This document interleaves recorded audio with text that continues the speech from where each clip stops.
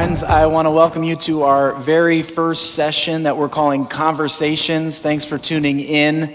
We are looking at 6 topics that are worth talking about, and tonight starts our first topic. We're going to be speaking about worry. I'm joined by Nero Feliciano, who's a psychotherapist and good friend. I didn't just say psychotherapist. Yep. And this is a casual conversation that we're going to have about the topic of worry, and specifically how to overcome worry. You know, we are in a world right now where it's very normal to worry. And so we wanted to address this and have some conversation. And at the end, we're also going to share a song with you that hopefully will be a blessing. But Nero, thanks for being here with us and talking. Let me get us started by just asking the question, you know, is it normal right now in a season like this to have some level of anxiety and worry? Absolutely. So one thing about anxiety is that it lives in the unknown. It lives in those places that we haven't gone to yet, but yet we tell ourselves stories of what that might look like. So right now that's everybody's reality. So I've seen people who've never had anxiety step in and out of that place now. Interesting. It's just the world that we live in, and it's everyone going through it together. So worry is very normal right now. So I shouldn't feel like I've lost my faith or anything like that if I've begun to have some thoughts of worry. Absolutely not. Yeah. No. So are there some tools to help us in a season like this to overcome our worries and our fears? Yes. So the good thing is, even though with anxiety, it's usually focused on what we can't control. Right? There's so much that we can control, and that's where some of these tools plus our faith come into play.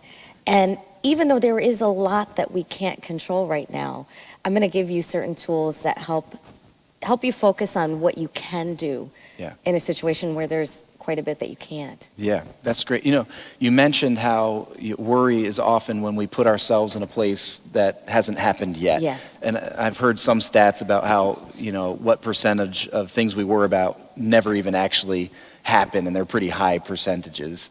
But tell me about, okay, what's the benefit of being able to think in the present in helping us overcome our worry? Right. So when we stay in the present, and actually we read about this in Philippians where it says, think on what is true. Yeah. Right? When we stay in the present, we're focused on our present reality. What's going on right now? We're not making up a story. We're not thinking about what could happen. I loved in your sermon on Sunday how you said you started off with your child just being 4 years old, right? And having an issue with their tooth. Their crooked tooth. To then going to jail, right? Because the what ifs can take you in that spiral. And by the way, if you get in that situation, you should phone a friend. You have my number. Yes. Yeah, I can walk you through that. Thank right? you. So we need to stay in the present. And when we're looking at the present, some of the things we can tell ourselves are ask ourselves the question, what's going on right now? Yes. What's going on right now? Am I in that place where I'm in the hospital or I'm facing this illness? And that might be true for some people, but for the majority of us, it's not right now, right? So it brings us back to our present situation. And also when we think about what's true, we go back to some of these verses, right? That God is faithful, God is with us, God is going to walk with us through whatever we go through. Yeah. We can focus on those truths that can take us out of that place of anxiety. Absolutely. I heard Timothy Keller, who I really enjoy, he said, trust what's true. Yes. Trust what's true. And he says, I'll try to get this right, but I believe he says, you know, don't just believe in Jesus, believe Jesus. Yep. And so focusing our mind and our attention and our hearts on the things Jesus has promised can help us really stay in the present as well. Talk to me a little bit about perspective, because you know, sometimes people will approach you and maybe you're going through worry, maybe your phone a friend person says, oh, it's not that bad, or you know, oh, you shouldn't worry about that, such a little thing. And that can oftentimes not be a very good thing to say. However, there is something in practicing perspective that could be healthy. Yes. Right? Yeah, absolutely. And I loved how in the sermon you talked about that's not always the most helpful thing to hear, don't worry. Right. And I think right now, especially when we're dealing with worries with our children and with people that we know, we want to validate that everyone's worried right now. Right. And it's okay to worry. It's just, what are our choices in that moment? What are we choosing to focus on? And again, one of those things is we can choose to focus on what's true, Yep. but also to take a perspective looking at the situation through the lens of our faith. Right. And I wanted to share with you, you and I talked about this, we Yeah. talked about sharing it with everybody, a vision that God gave me. It was really several weeks ago, maybe even a month ago, before this thing even was a reality for us here, Yeah. before we knew the magnitude of this situation. Right. And like I've said before when you've invited me up here, hearing from God in the ways that I have been is very new. Right. You know, hearing things, seeing things, having dreams. And as a psychotherapist, you know, that makes us uncomfortable. We don't like hearing things, seeing things. Hearing voices in your head. Hearing Yep. voices. Yeah, we're trained to walk people out of that, right? Yes. So this has been new. And I think this is something that God has for everybody in this season. There are things that we're going to experience if we're choosing to put ourselves in the perspective that God has for us, that we're all Yes. going to be able to experience if we ask for it.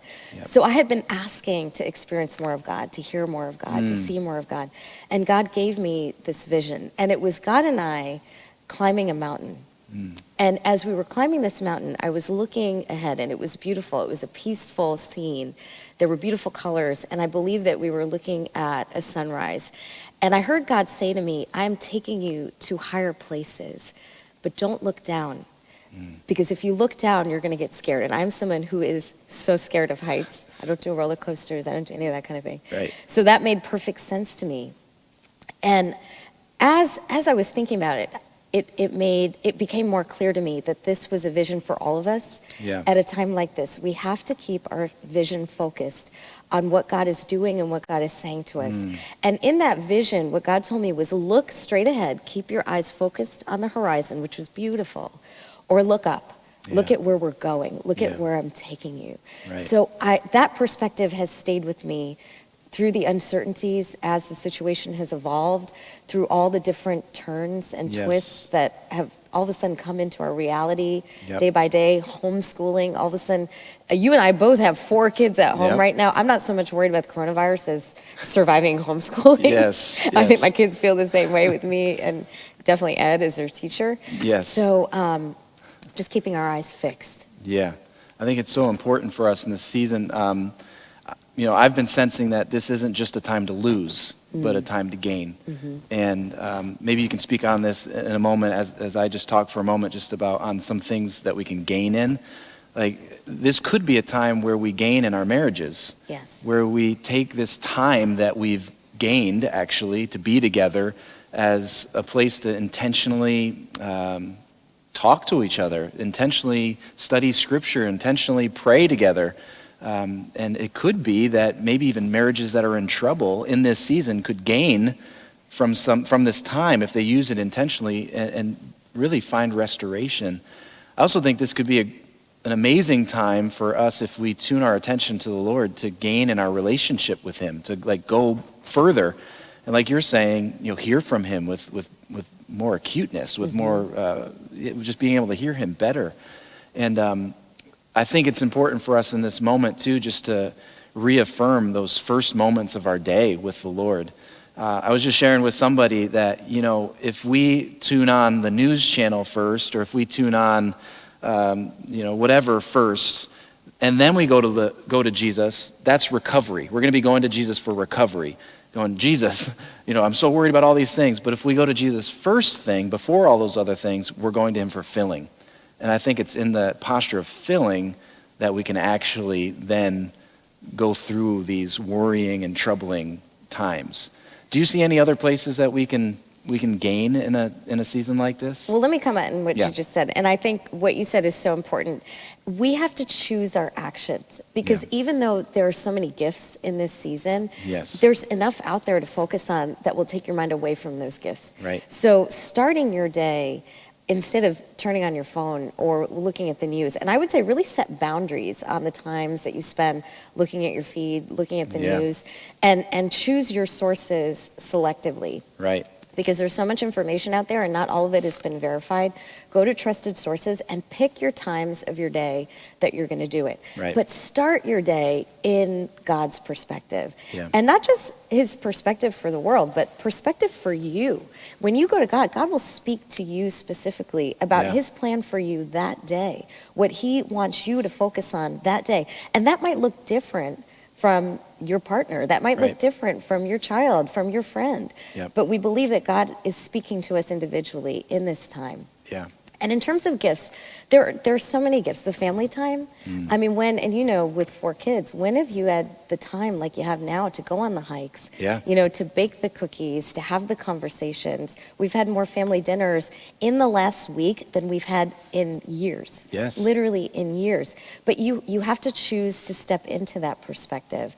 And I can tell you, and as a therapist, we're working from home right now, and we can do teletherapy, which is great. But what I'm seeing in my sessions, as much as this is a time of illness and loss of life, it's an incredible time for healing because God is beginning to uncover those areas because we're in such close quarters and proximity to each other that he wants to heal in our relationships, Yes. in our marriages. Because unless, it's all coming out right now, right? Because when you spend that much time with each other, when you're working from home together, it's all coming out. And unless we deal with it, unless we go to God to say, step into this, give me your perspective on this, heal this, we're not going to be able to survive this time. Right? So we're forced to heal. So in the midst of such loss, there is going to be great gain in terms of healing. Yes, absolutely. I think you mentioned Joshua 1:9 to me too. Let's talk a little bit about that because I know for myself, if you can imagine yourself like as a child and having that parent that's in the room. And when the parent was in the room, well, for me, I had great parents, so this analogy works for me. For others, I recognize it may not. But when that parent or that trusted person was in the room, worry was kind of cast out because of the presence of that person. And talk to me a little bit about Joshua 1:9 because we have a real gift in the Lord in this too. We do. And let me just touch on another thing that you just said. You're not answering any of the questions I'm asking. I'm just joking. This is totally redirect. Can you tell who's the therapist here? I like being in control. Let me tell. Okay, right. Go for it. And just to tell you, it's true. As therapists, we do like to be in control. But even us, even therapists who have all these tools, we are stepping in and out of that place of fear and uncertainty right now. Right. And I can tell you, I feel like it's such a gift that I have these tools and I'm able to share them with people because they really do work. Right. They work if we choose them over and over again. Yeah. So when our kids are looking to us, what they're looking to us is they're looking to us for safety and security. Yep. And as parents, we also have to keep that in mind. How much are we exposing them to the news? How much are we having the conversations about the uncertainty and the fear? Right. We can have that amongst adults, but we want to make sure that we're discerning when the kids are in the room. Right. So that was just an aside that I thought I should mention. Yes. But Joshua 1:9 is a verse that God gave me. And actually, when I was driving over here this morning, he gave me a new perspective on it that I think is going to be important for us in the days and weeks ahead. So Joshua 1:9 says, be strong and be courageous. I'm going to totally forget it right now in front of the pastor. Be strong and courageous. Do not be afraid. Do not be discouraged. For the Lord your God is with you wherever you go. We are being called to a time where we need to be courageous. Yeah. And we need to remember that we can be courageous because God is with us wherever we go. And this morning, when I was thinking about that verse, what God showed me was there are going to be people who get sick. We're going to have family members who get sick, who are going to have to go to the hospital and be in the hospital, and we're not going to be able to go with them. They're going to be alone, and that's going to be a reality for a lot of us. And that's not to say everyone who goes to the hospital won't come out of the hospital. We know percentage-wise there are many people who are going to be hospitalized but recover from this as well. Right? But we have to remember that verse in those times that even though we can't be with them, or if that's us, we're going to be alone, that we're not alone, that God is with us. That's a verse I think God has for this time. And what's interesting is maybe a couple days ago, someone sent me the meme of COVID-19, Christ over viruses and infectious disease. And the 1:9 was for Joshua 1:9. So I believe it's a word that God has for all of us during this time. Yeah. Can you talk to us about just another tool in helping overcome anxiety is gratitude. Yes. Can you talk to us a little bit about, how we can use gratitude to combat Yes. the worry that we face? So gratitude, again, helps us to focus on what we have and what we have gained. Right. And it keeps us in the present because, like I said, we don't want to go down that downward spiral of the unknown. And just a word about that. When we go to that future place, we're removing God. Right. Because we don't know how God is going to work in our lives from now to then. And what I've seen, and I know Craig talked about it on Sunday, about God leading the Israelites Right. Through the desert and for 40 years. God is a God of a convoluted path. We cannot predict how he's going to work. The only thing we can predict that he is going to work in our favor and Right. for our good. So gratitude keeps us in the present. It helps us to be mindful of what God is doing, even Yeah. in this moment, at such a time as this. And also, we have research that has been published in the New England Journal of Medicine, coming out of the NIH, that gratitude not only improves our mental health and focus, but also our physical health. Right. We've seen people who keep gratitude journals, who bullet point things that have been good in their day, have not only less incidence of depression and anxiety, but less sore throat, less headache, less backache, better cardiovascular function. So we all need that right now. Right. So there's many benefits to gratitude. So how much time giving gratitude equals like a Dunkin' Donuts donut, like in calories? Do you know that? I have not read that study yet. Okay. When So I'm you just find thinking that would it, be good. send it I'll let you along. know. I'll let you know. Can you talk to us a little bit about just some exercises that you can even do when, there are moments when you're just going to get hit Yeah. with worry, like a moment of worry. And what do you share with people in those kind of big waves of anxiety and worry? What do you say to them? So just on the physiological level, when we worry, it is our sympathetic nervous system that is overactive, firing all over the place. So there are certain exercises we can do that will trigger our parasympathetic nervous system to calm us down. Yeah. And we can go back to Psalm 46:10, be still and know that I am God. So stillness and breathing in a way that triggers your parasympathetic nervous system can help flood our body literally with peace. So one thing you can do when you're breathing is deep breaths. Yep. We want our exhale to be longer than our inhale. So you can do a 4-count inhale and a 6-count exhale. And if you repeat it over and over again, it can have that calming effect. There's several other breathing techniques, and I talk about it on some of the resources that I'm putting out there. We'll talk about that at the end. But one which I love, and everyone can get behind, especially men who are like, I don't do breathing, like breathing doesn't work for me. Navy SEALs train in breathing, right? So now all of a sudden you're a little more interested I wanna in do this, it now. right? Exactly, you do, right? Everyone wants to be like a SEAL. So it's called box breathing, and it is a 4-count inhale, a 4-count hold, a 4-count exhale, and another 4-count hold.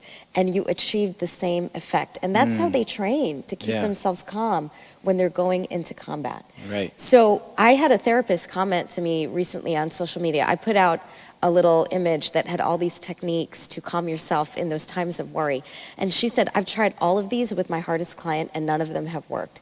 So I offered to her one other technique that is for when you're in these extreme places of anxiety, nothing you're doing work, relaxation, distraction, the thought replacement.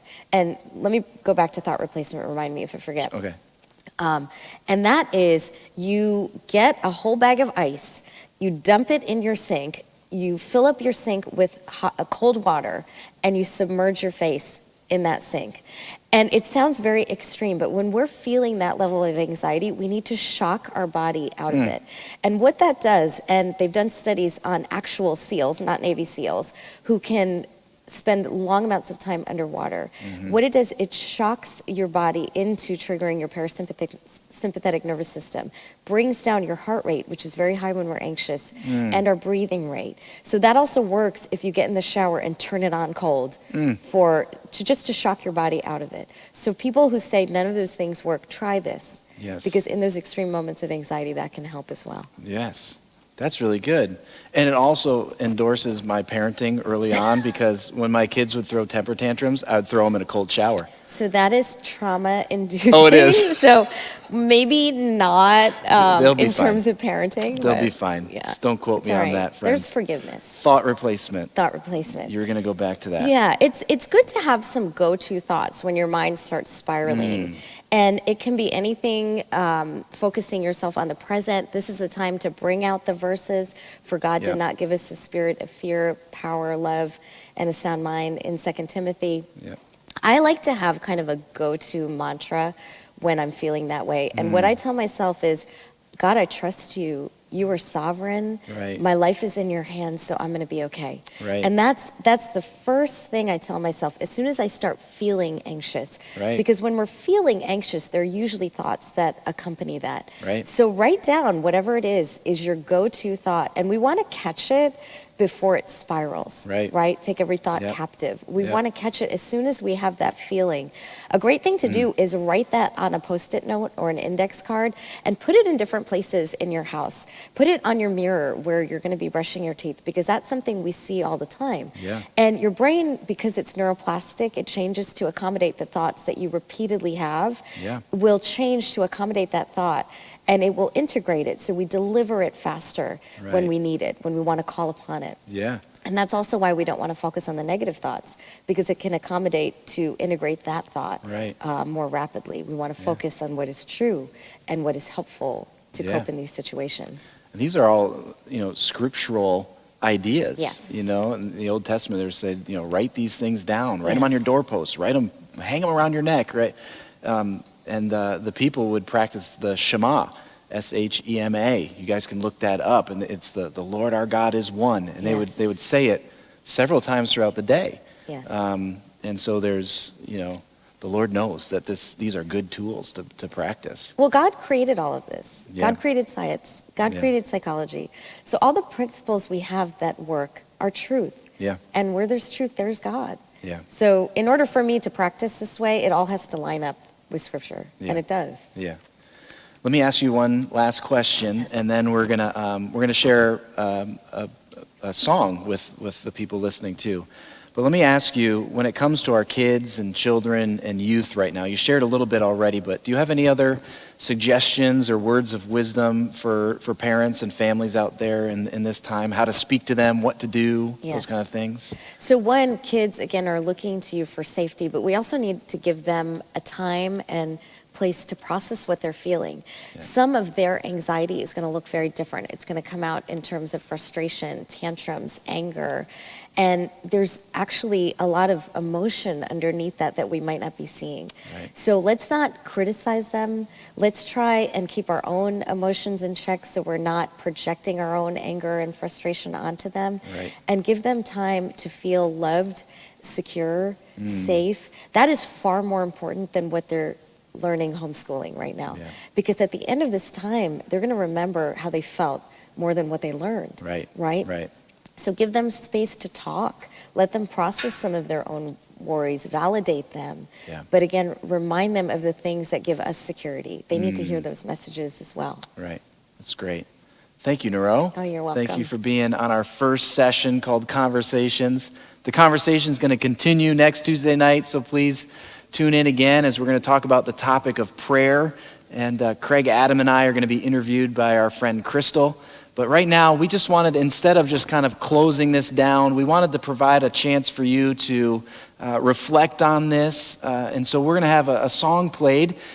Chris Vitarello and our team here are going to share a song. The song is called Eye of the Storm, and it's by Ryan Stevenson. So as they play it and sing it, just reflect on what was said, maybe be in an attitude of prayer, and then after that, it'll kind of fade to black, and then we'll see you next Sunday, and also again next Tuesday night. Thanks for tuning in.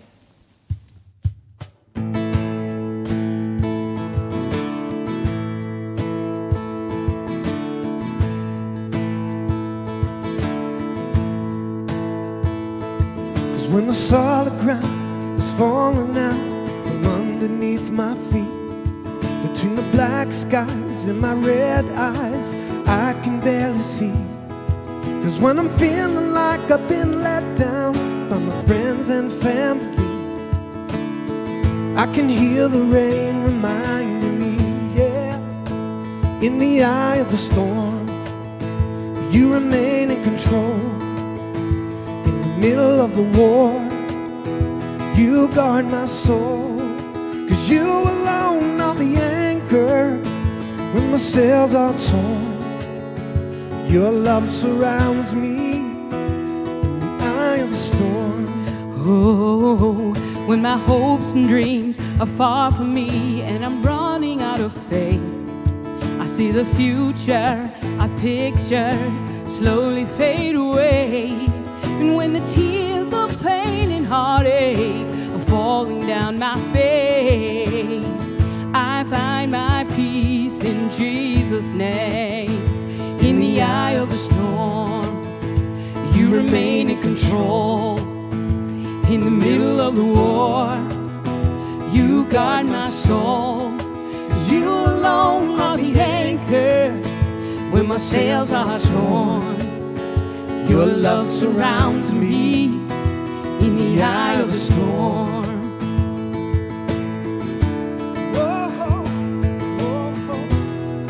Oh, in the eye of the storm, I know you're watching me, yes. Oh, in the eye of the storm, Lord. When they let me go and I just don't know how I'm gonna make ends meet.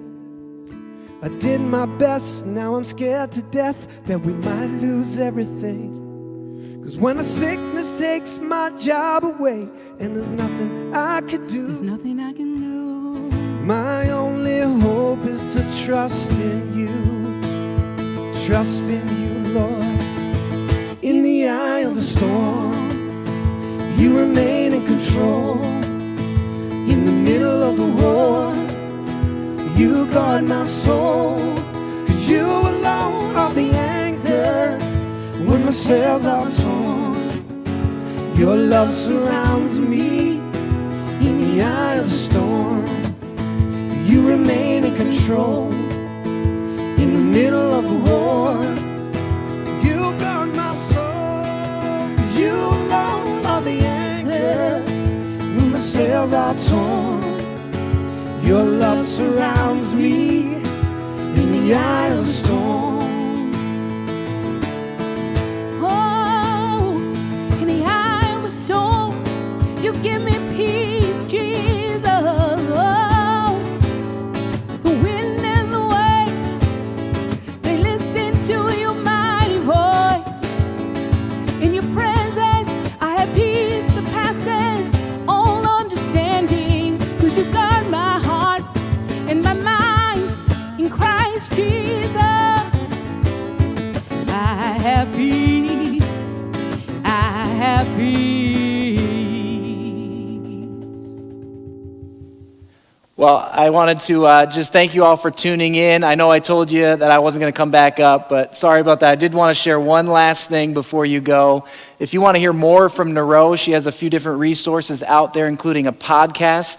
The podcast is called All Things Life. You can find it on Apple iPod podcast or through her website, which is nerofeliciano.com. She has 4 sessions already up there on COVID-19. It'd be a great resource for you. Hey, anyway, bless you, and we'll see you next Tuesday night at 7.